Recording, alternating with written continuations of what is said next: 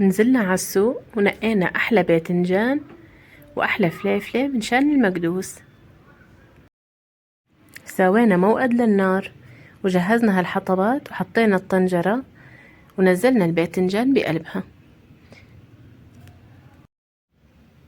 وأنا اخترت الباذنجان الحموي، وانتو حسب أي نوع باذنجان بتحبوه.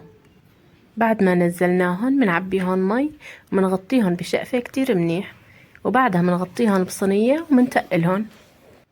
وبعد ما غطيناهن وتقلناهن منوقد النار تحتهن كتير منيح، لازم تكون النار قوية منشان ما يخفسوا أو يسودوا.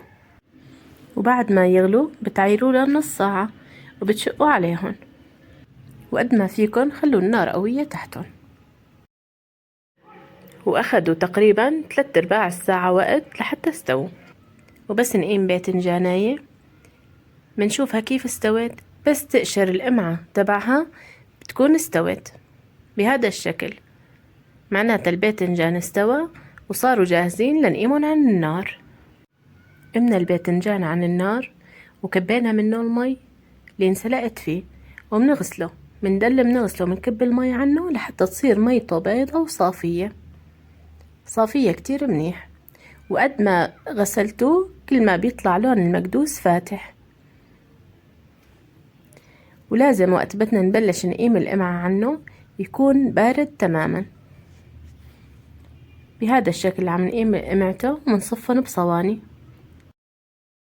وخلصنا تسويك هالباذنجانات، جبنا هالعرانيس الذرة قشرناهن، واختلفت العيلة، شي بده مشوي وشي بده مسلوق. حطينا نص الكمية سلقناهن والنص التاني شويناهن، عبيناهن مي وحطيناهن على هالموقدة، ويا سلام على ريحة الذرة هي وعم تنسلق على الحطب. خلصنا تقميع الباذنجان وصفيناهن بالصواني وغسلناهن كمان بالصواني قد ما فيكن اغسلوهن ونتركهن لحتى يبردوا. وبهالوقت كانت الذرة استوت. وهي الطقوس أكيد من طقوس المكدوس، سلق الذرة وشوي الذرة على الفحم وشوي الباذنجان وشوي البطاطا، كلها هي من طقوس المكدوس. وهون يوسف بلش ياكل بعرنوس هالذرة ولقاه كتير طيب، إن شاء الله ألف صحة وعافية. وهلأ صار وقت تمليح المكدوس. بعد ما بردوا 4 ساعات تقريبا، بردوا كتير منيح، نفتح قلب المكدوسة بالسكين. أنا بحب ملحهم بالسكين منشان يطلع ملحهم كلهم معدر وما منكتر. منقطعها بالسكين، وبراس السكين منحط شوية ملح بقلبها ومنسكرها منشان ما كتير تكون فتحتها كبيرة، ووقت الحشي تطلع عنا الحشوة.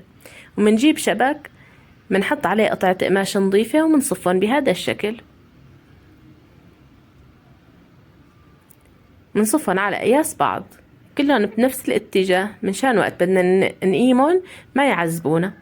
ومنحط صينية أو أي شي على قياس الشبك، ومنتقلهن أول شي شوي، وبعد 2-3 منتقلهن بشي أتقل.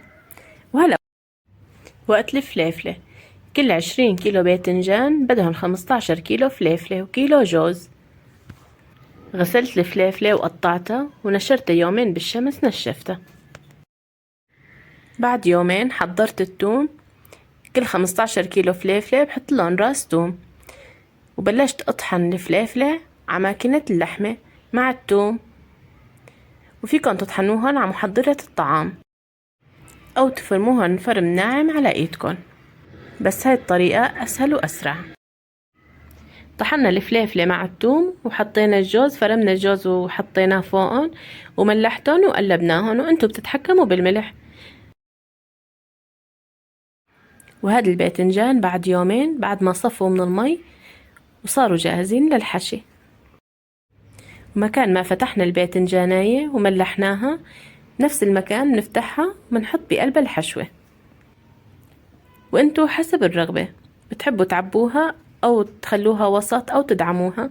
أنا بدي أدعمها، بدي أعبيها وأدعمها.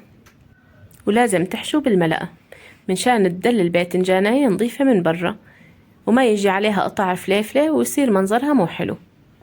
وفورا أنا بدي أعبيهم بالمطربانات لأنهم ناشفين. هيك عبيتهم بالمطربانات وبدي أكبسهم لتاني يوم. إذا الحشوة كتير فيها مي بترجعوهن على الشبك اللي كنتوا حاطينهم فيه وبتقلوهن منشان يطالعوا المي. بس أنا رح استعمل طريقة جديدة. بجيب طبقة مطربان أصغر من المطربان اللي حطينا فيه الباذنجان وبحطها فوق المكدوس، وبجيب كاسة شاي وبكبسها عليها وبقلب المطربان، ومن ضغط الباذنجان بصفي المي اللي بقلبه لأنه الباذنجان عندي ناشف والحشوة ناشفة. بهاي الطريقة بصفي لتاني يوم وما بدل فيه ولا نقطة مي. وإذا لقيتوهن لسه عم ينزلوا مي فيكن تخلوهن أكتر من يوم لحتى ينشفوا تماما. أنا أخدوا عندي يوم واحد، وهلأ بدي زيتهم. بدي أضيف نص الكمية زيت نباتي والنص التاني زيت زيتون وبخلطهن، وبنزل الزيت فوق المكدوس وبخلي زيادة فوقهن 2 سنتي منشان الفراغات اللي بقلب المكدوس بدها تتعبى، وبخلي المكدوس تحت المراقبة 10 أيام منشان إذا فار المكدوس أو بعدها بده يهمد لتحت وينشف. إذا فار المكدوس لفوق بتنقصوا زيت، وإذا همد لتحت بتزيدوا زيت. وهو مكدوساتي بعد 10 أيام صاروا جاهزين،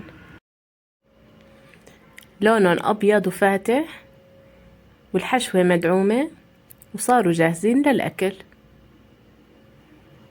وصحن هالمكدوس بده جنبه إبريق شاي منشان نقول بسم الله وندوق. وأكيد الفطور بيكون ناقص بدون صحن المكدوس. وهاي اللقمة بدنا ندوقها. بسم الله الرحمن الرحيم، وإن شاء الله ألف صحة وعافية.